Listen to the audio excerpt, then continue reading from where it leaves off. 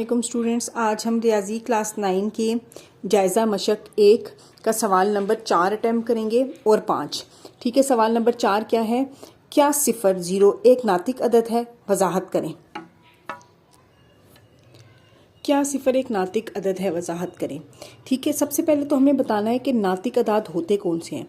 नातिक अदाद के सेट को इस तरह बयान किया जा सकता है, Q बराबर है P ओवर Q, यानी कोई भी अदद जो P ओवर Q की फॉर्म में लिखा जा सकता है उसको हम नातिक अदद कहते हैं।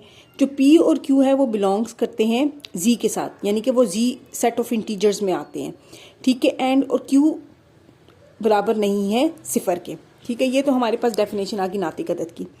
अब 0 नातिक अदद है या नहीं, देखें, अगर 0 एक नातिक अदद है तो 0 को लिखा जा सकता है नातिक अदद 0 बराबर है P ओवर Q की फॉर्म में। हम सपोज करते हैं हम इसको 0 ओवर 2 भी लिख सकते हैं, 0 ओवर 4 भी लिख सकते हैं, 0 ओवर 5 भी लिख सकते हैं।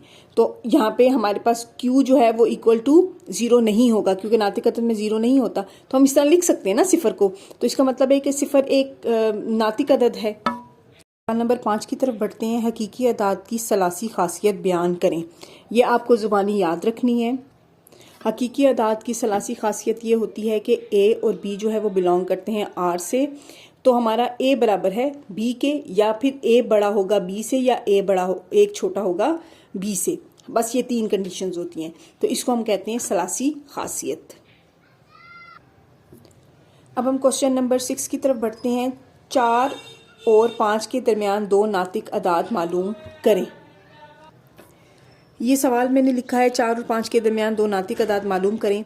अच्छा, ऐसे अदाद जिनको P ओवर Q की शक्ल में लिखा जा सकता है वो नातिक अदाद कहलाते हैं, ये तो हमें पता है। अब 4 और 5 के दरमियान 2 नातिक अदद, ठीक है, हमने मालूम करने हैं। पहला नातिक अदद हम क्या करेंगे?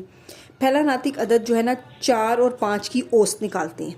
ठीक है, अब 4 और 5 की औसत का क्या मतलब है? इनका दरमियानी नुक्ता। दरमियानी नुक्ता कैसे निकलता है 4 और 5 का?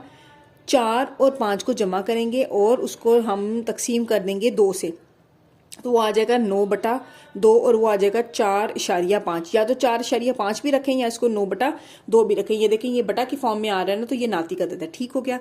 अब क्या है कि 4 और 5 के दरमियान में दूसरा नातिक अदद भी मालूम करना है। अब जब औसत हमारे पास ये नंबर आ गया है, ठीक है, 4, अब ये जैसे ये 4 है, ठीक है, यहाँ कहीं जाके हमारे पास 9/2, या हम इसको 4/5 कह देते हैं। ठीक है, ये आ गया, फिर वो, और ये यहाँ पे कहीं 5 है, इनके दरमियान में ये है, ये इन दोनों के दरमियान में है, ये नातिक अदद है। अब हम क्या करेंगे कि अगर हम इन दोनों का भी औसत मालूम कर लें तो वो भी यहाँ कहीं आएगा, तो इसका मतलब ये है कि वो भी एक नातिक अदद होगा। तो हमने क्या किया कि 4 और 4.5 की औसत मालूम की, तो वो हमारे पास 4 जमा 4.5 ओवर 2, इन दोनों को हमने जमा किया तो 8.5/2, इसको भी मज़ीद सॉल्व किया तो 4.25 आ गया। तो ये और ये 2 हमारे पास नातिक अदद हैं। आई होप आपको ये क्वेश्चन समझ आया होगा।